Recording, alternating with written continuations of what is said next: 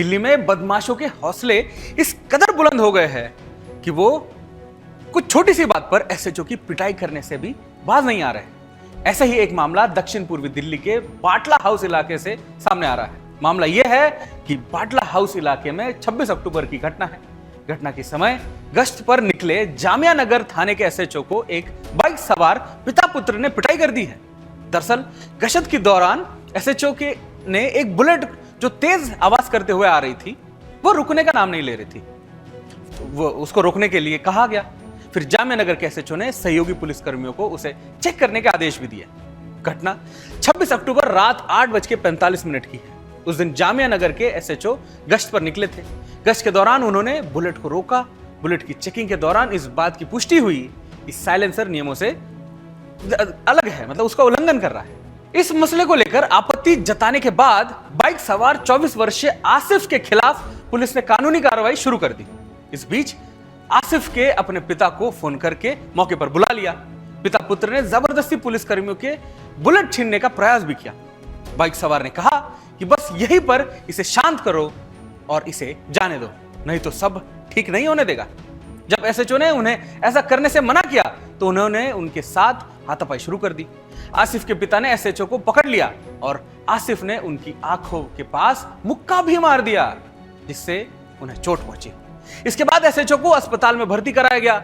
Staff ने दोनों को काबू में किया और एसएचओ और सीटी रामकेश को उपचार के लिए होली फैमिली अस्पताल में भर्ती कराया था। दोनों की हालात सामान्य है।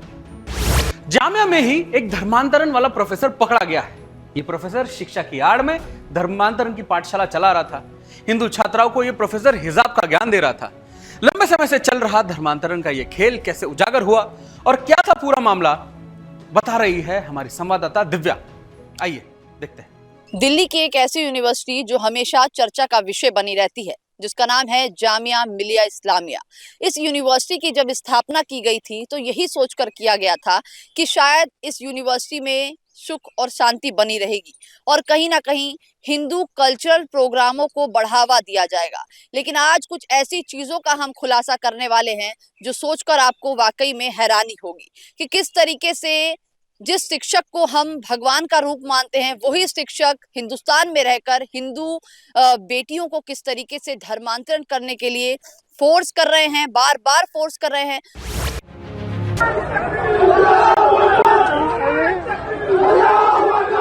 अब जामिया की एक दिव्यांग हिंदू छात्र। मैंने 2022 में अपना एडमिशन लिया था यहाँ पर और ये सोच के लिया था कि मैं मास मीडिया पढ़ूंगी तो मैं आगे और कुछ अच्छा करूंगी अपनी लाइफ में। अपने एजुकेशन पे बहुत फोकस करके मैं यहाँ आई थी।